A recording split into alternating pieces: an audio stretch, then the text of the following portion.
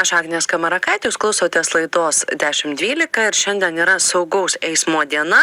Tai apie saugų eismą ir pakalbėsim ir daugiausiai mūsų kalbos suksis būtent apie motociklininkų saugumą. Mūsų studijoje yra motociklininkas, Lietuvos ir pasaulio motorekordininkas Rytis Rafaelis Mežonis. Sveiki. Sveiki. Ir Lietuvos kelių policijos vadas, Lietuvos kelių policijos tarnybos vadas Vytautas Grašys. Sveiki. Sveiki, gyvi. Mėly klausytojai, jūs galite prisijungti prie mūsų pokalbio, reaguoti tai, ką kalbam, užduoti rūpimą klausimą, paskambinę telefonu 2363 111, Vilniaus kodas 85, arba parašyti laišką studija@lrt.lt. Vytautai, tai pradėkim nuo bendros saugumo situacijos keliuose. Čia žiūrint tą statistiką, galima pasidžiaugti tuo, kad žuvusiųjų skaičius mažėja, ar lyg ir yra mažiausias 2022 žuvusiųjų skaičius apskritai nuo Lietuvos nepriklausomybės atkūrimo, bet pačių eismo įvykių skaičius ir taip pat sužeistųjų skaičius auga. Kaip jūs, kaip policijos kelių tarnybos vadas, matot saugumo situaciją Lietuvos keliuose? Na, jūs turbūt paminėjote praėjusių metų rezultatus, o jau šių metų balandis, praeitį metai palyginus su užpraeitais ir 21 metais, ir 20 metais iš tikrųjų žuvusių gerokai skaičius yra sumažėjęs.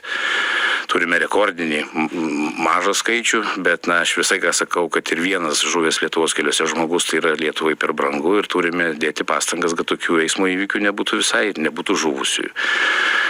Vėlgi tas pats eismo intensyvumas didėjo palyginus su covidiniais metais, sakykime, tikrai daugiau transporto priemonių dalyvavo, turbūt dėl to padaugėjo tų eismo įvykių, kur nebuvo žuvusių, bet buvo sužaloti eismo dalyviai. Na, dėja, šie metai, pirmieji mėnesiai, tikrai su žuvusiais tikrai liūdina, sakykime, turime 11 žuvusių daugiau palyginus su praėjusiais metais. Ir, vėl tai dar kartą skatina mums kuo daugiau kalbėtis apie tą, kaip mes atsakingai dalyvaujame eisme, kaip mes dedame pastangas apsaugoti savo didžiausią turtą, gyvybę ir sveikatą, kaip rūpinamės vienas kitu, ir kiek toleruojame ir netoleruojame daromus kelių eismo taisyklių pažeidimus, tokius kaip neblaivių asmenų vairavimas transporto priemonės, tokius kaip mobilaus įrenginio naudojimasis vairuojant transporto priemonę. Manau, kad dar tos tolerancijos šitoj srityje tikrai šalyje turime per daug ir turėtumėm nustoti toleruoti tokius pažeidimus. 11 žuvusiųjų daugiau šių metų tie mėnesiai lyginant su praėjusiu metais, o kaip kita statistika tada? Turime šiek tiek daugiau 7% ir eismo įvykių, 8% ir sužalotų. Sakykime, jeigu skaičiais, tai 36 asmenimis, 47 asmenimis daugiau turime sužalotų palyginus su praėjusiais metais. Kaip jūs patys vertinat, kodėl taip yra? Vėlgi tai turbūt turime didelę problemą su greičio pažeidėjais, greičio nesilaikančiais, nepasirinkančiais saugaus greičio. Ir greitis išlieka viena iš pagrindinių eismo įvykių, kuomet žūsta arba būna sužalojami žmonės. Nors vėlgi to greičio kontrolės priemonių plėtra Lietuvoje tikrai yra labai ženkli ir tų pažeidimų tikrai daug užfiksuojama. Tačiau, kaip aš sakau, kad eismo dalyvių, vairuotojų ausys girdi, kad yra vykdoma kontrolė, tačiau smegenys dar nesupranta to, kad tas saugus greitis yra pirmiausia reikalingas tam pačiam automobilio vairuotojui, jo keleiviams ir kad, tos kelių eismo taisyklės galioja visur ir visų laikų Lietuvos Respublikoje. Ryti, motociklininkai jau sezoną atidarė, ar dar laukia šiltesnių orų? Iš tikrųjų, turbūt tie, kurie ne pirmą sezoną važiuoja ir kurie yra jau praėję tos pirmus žingsnius su motociklu, jie dar savo sezono tikrai neatidarė ir neatidarys, nebent tie žmonės, kuriem reikia paruošti motociklą, kurie nukeliauja į regitrą, į tech apžiūros praeitį ar panašiai, bet šiaip iš tikrųjų sąmoningas vairuotojas dar neturėtų tikrai atidaryti sezono, nes dar turėtų luktelti, nes atrodytų lauke gali šviesti saulė, būti +10, bet kažkur miške ar panašiai gali būti dar ledas ant kelio lygės, kurį mes nepastebėsim ir tiesiog tai gali sukelti avaringą situaciją, plus ta pati temperatūra, apie kurią dažnai tenka kalbėti. Jeigu lauke +10, bet mes važiuojam 90 km/h greičiu, tai pojūtinė temperatūra gaunasi kaip maždaug prie -10 ir jeigu tu neturi tinkamos aprangos, apsirengę savo standartinę sezoninę aprangą, tai tu tiesiog sušalsi ir po to bus ilgalaikės pasekmės. Tai tiesiog raginčiau dar tikrai sezoną neatsidaryti, palaukti dar, kad būtų tikrai šiltesni orai ir tikrai dar neskubėti startuoti, nes kartais, kaip matau pagal savo mokinių praktiką, kurie atvyksta pas mane vėliau mokytis, tie tie, kurie tikrai dažnai pasitaiko tokių, kurie pradėjo sezoną balandžio arba pradžio arba kovo gale ir tai baigėsi eismo įvykiu. Kodėl? Nes būtent dėl to, kad neįvertino, kad danga dar gali būti apšalus ir panašiai. Dažniausiai būna taip, kad tiesiog startuoja anksčiau tie, kurie nori anksčiau pradėti sezoną. Tie motociklininkai, kurie praeitą metą tik išlaikė teises, jie dar nespėjo pasidžiaugti savo motociklų ir nori šiemet kuo anksčiau startuoti, išvažiuoti kelią. Ir kitaip tariant, jie dar neturi ilgalaikės patirties su motociklu, jų įgūdžiai tokie paviršutiniai, jie išvažiavę nesusirūpina savo saugumu, saugiu vairavimu, kaip tik nori to savo bolido motociklo tą gerą jausmą patirti, paaiškiai pagazuoti, kažkur pravažiuoti ir vėlgi nesulaiko greičio, nesusitvarko, į kažką neatkreipia, kažkur dėmesys yra nukreiptas į kitą vietą, plus patys mašinų vairuotojai dar nėra pripratę dar po žiemos, kad mes grįžom ir taip toliau ir dėl to nutinka tos avarinės situacijos, kai pasikalbi, supranti, kad priežastis paprasčiausias greitis ir nedėmesingumas. Vytautai, motopatruliai jau pradeda sezoną, štai Rytis sako, kad dar nereikėtų jo pradėti, kaip tik šiandien išrieda į gatves. Taip, mes šiandien, kiekvienais metais, mes balandžio 6 dieną pradedam motosezoną motopatrulių, tai yra simbolinis dalykas, be abejo, jeigu būtų apledėjusi kelio danga ir būtų sniego, mes tikrai to renginio nedarytumėm. Tai vėlgi, kaip sakau, tai yra simbolinis, mes nuvažiuosime į tam tikrą vietą, padėsime gėlių, uždegsime žvakutę su žuvusius motociklininkus, palinkėsime vienas kitiems saugaus motociklininkų sezono. Na ir turbūt lauksime tada, kada jau į tą tiesioginį darbą, nors sinoptikai žada, kad savaitgalis jau bus pakankamai šiltas, kad galėtumėm išėdėti jau dirbti. Vėlgi, motopatrulių užduotis, tikrai stengiamės, norime ir mūsų tikslas būti motociklininkų ir viso eismo dalyvių bičiuliais. Tikrai neturime kažkokio tai tikslo išgaudyti ar dar kažkaip tai.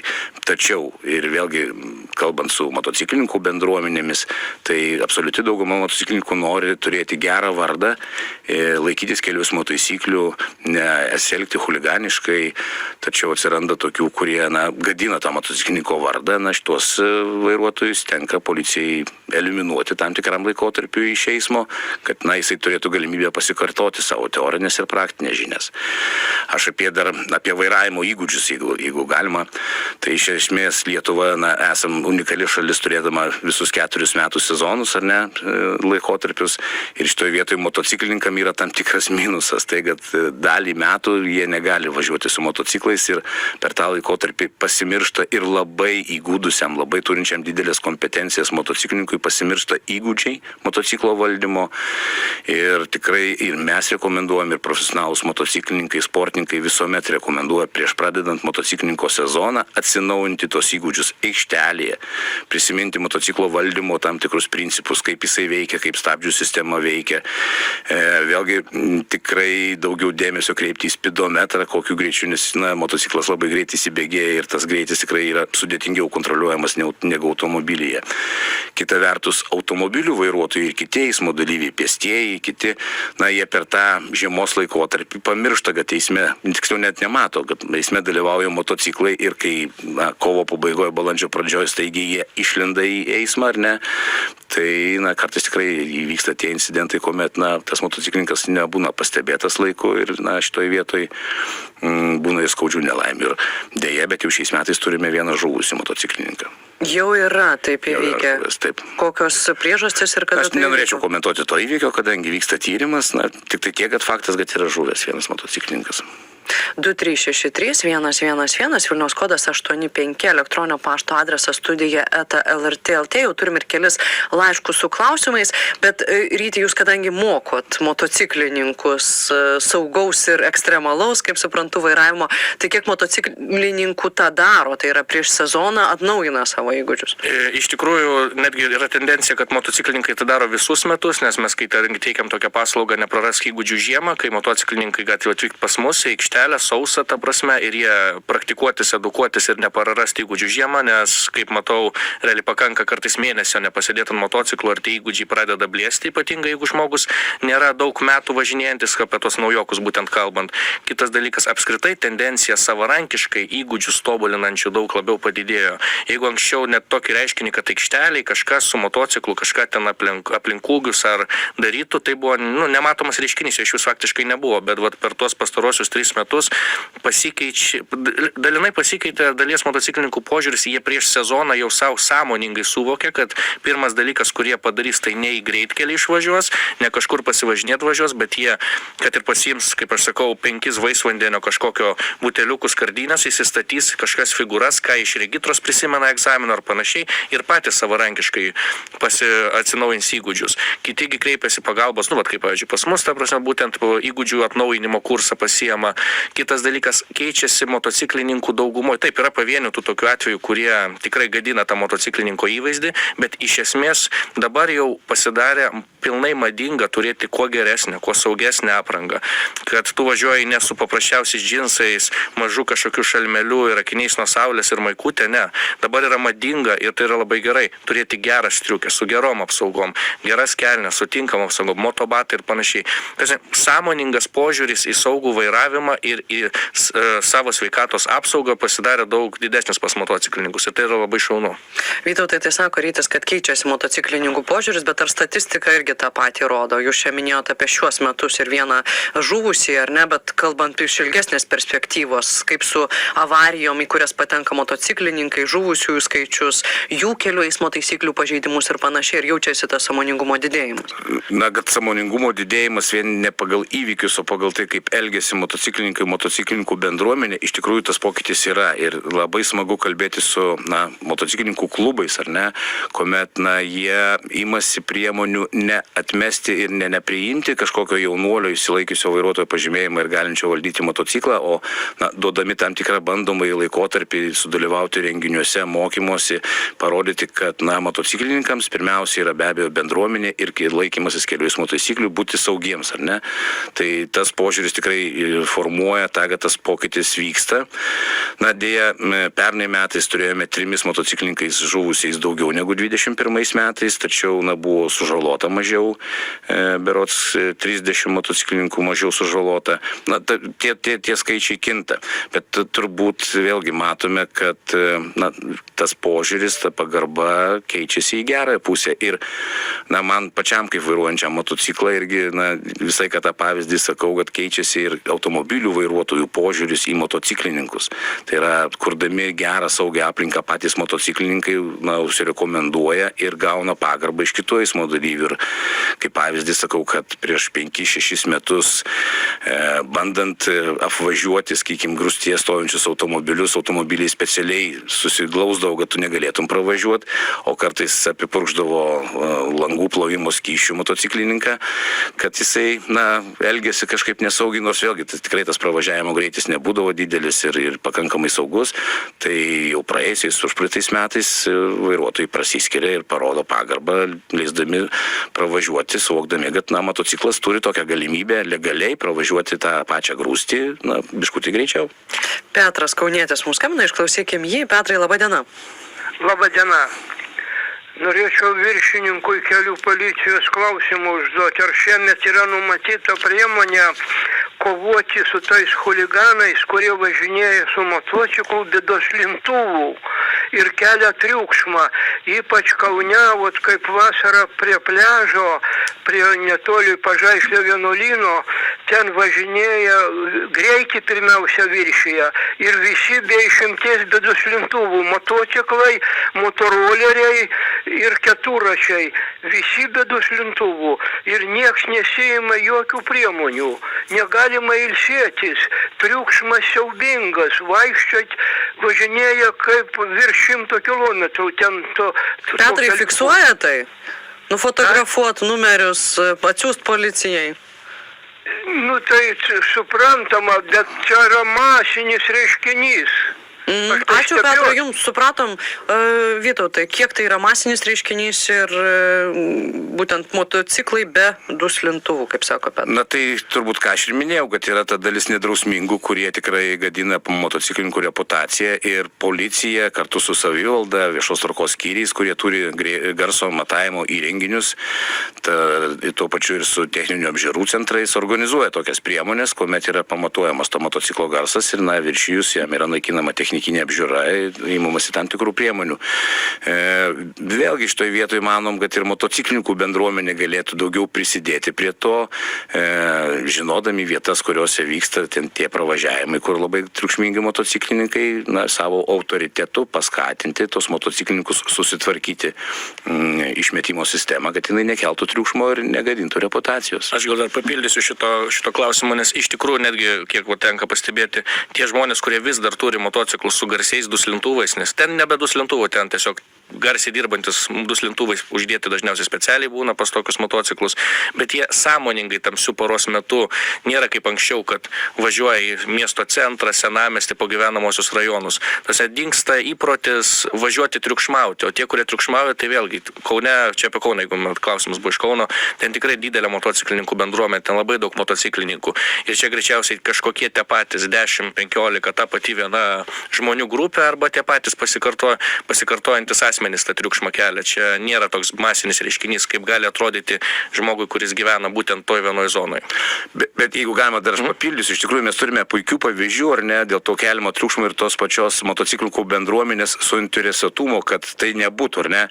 Berods prieš 3 metus Birštone buvo uždraustas motociklų eismas, iš tikrųjų dėl to, kad jie keldavo didelį triukšmą, trukdydavo sanatorijų poilsiautojus ir viską. Ir mes sakom, kad vien draudimais to nepasieks, ar ne, ir buvo priimtas sprendimas įsigyti garso matuoklį, atlaisvinti kažkurias gatves būtent motociklam ir leisti jiems legaliai važiuoti.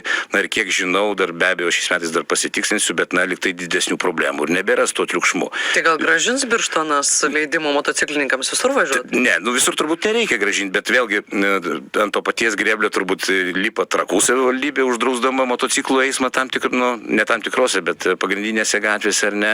Vėlgi, vien draudimu aš manau, kad mes nepasieksime to, kad būtų saugu ir būtų mažesnis triukšmas. Manau, kad reikia dialogo, reikia rasti bendrą supratimą ir šitoj vietoj vėlgi tikimės mes aktyvumų iš pačių motociklininkų bendruomenės, nes vėlgi privažiavus prie triukšmadarių, sakykim, policijos ekipažų ir taikant sankcijas yra vienos pasiekmes, ar ne, jie turbūt sekančią dieną vėl bandys daryti, tačiau kai atvažiuoja autoritetingi motociklininkai, ar ne, ir pasako, vyrukai, jūs tikrai gadinate motociklininkų vardą, susitvarkykite savo transporto priemonės ir važiuojam kartu.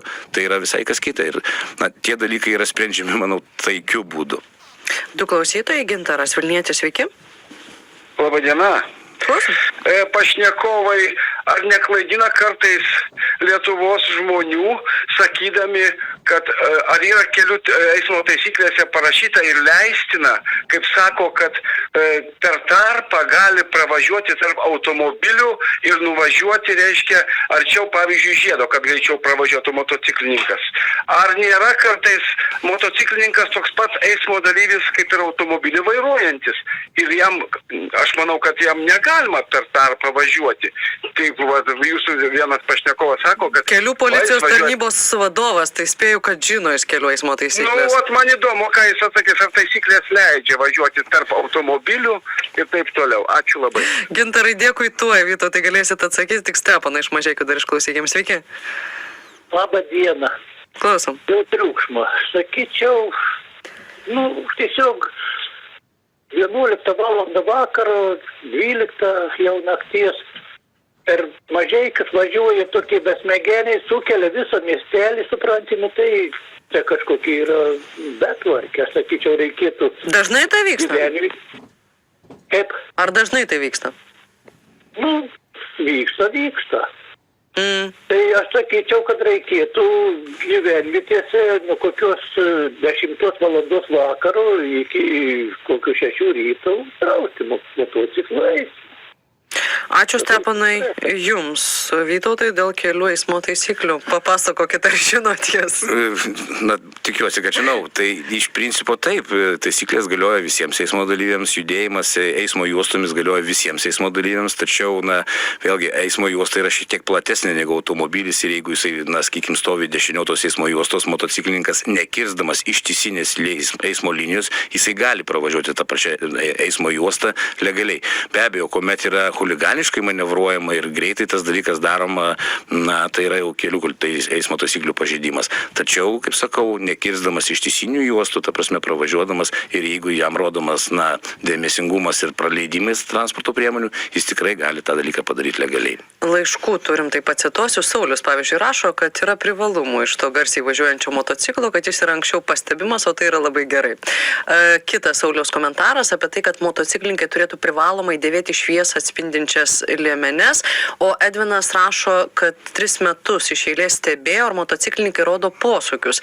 Pirmais metais tokius mačiau 3, antrais 1, trečiais 3. Kaip pakomentuotumėte? Tai aš dar prieš tai buvusi vieną pašnekovo klausytojo klausimą atsakydamas paporinsiu, motociklininkai netgi sąmoningai stengiasi visą laiką važiuoti į sankryžos pačią pradžią, nes įsivaizduokime, jeigu dabar 10 motociklų atsistotų vienas paskui kitą, tai sudarytų dar ilgesnį srautą ir tai dar labiau didesnis būtų kamštis. Dėl to pravažiavę tarp saugių atstumų, saugų pasirinkdami greitį, kai mašinos stovi kamštyje tarpe tarp mašinų, nuvažiavę į priekį, jie mažina taip kamštį, nes jeigu atsistos vienas paskui kitą, tai sudarys dar didesnį eismo srautą. Tai tą klausimą atsakant būtų taip. O būtent dėl šviesą atspindintis elementai ant motociklų yra visą laiką pagirtini, jie būtini ir tai daro, kad tave... O liemenės ar turėtų privalomai dėvėti motociklai? Vėlgi mes galim kalbėti čia jau techniniai klausimai, nes yra liemenės, kurios atspindi vienaip šviesą, bet, pavyzdžiui, yra maži elementai šviesą atspindintis, kurios tu matai už 150 metrų atstumų. Ta prasme, tai priklauso nuo atšvaito, kurį tu naudoji. Tu gali, dabar labai yra madingi atšvaitai, kurie dedami ant šalmo, kas dar efektyviau, nes kuo aukščiau tas šviesą atspindintis elementas, tuo jis labiau yra matomas. Kad motociklininkai nerodo posūkių, tai čia yra, sakykime, toks kaip mitas, motociklininkai netgi labai rodo posūkius, netgi kai kurie dubliuoja rankomis ir kojomis, nes, aš netgi pagal savo patirtį žinau, aš parodydamas posūkį su posūkio lempute, aš taip pat dar jį padubliuoju ranką, nes aš žinau, kad mirksės dar gali nepastebėti, bet dar, kad atkišu ranką pagal į kairę arba į dešinę, tai tave daro dar labiau pastebimu. Atsakant į tą klausimą, motociklininkai tikrai rodo posūkius.